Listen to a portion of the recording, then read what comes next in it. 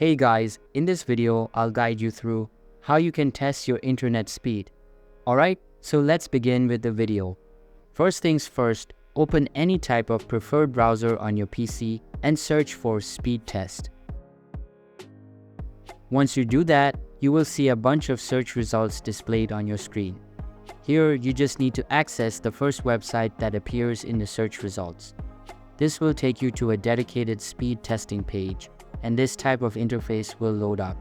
Now, all you need to do is click on the Go button. This will start the speed test process, which usually takes a few moments.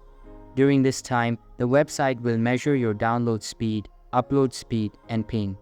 It's important to note that the download speed indicates how fast you can receive data from the internet, while the upload speed shows how quickly you can send data.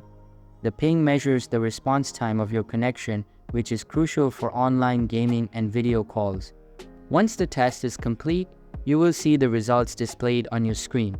You will get a clear indication of your internet speed in megabits per second, along with a visual representation of the results.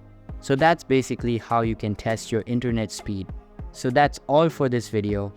Consider subscribing if you find it helpful, and I'll see you in the next one. Thanks.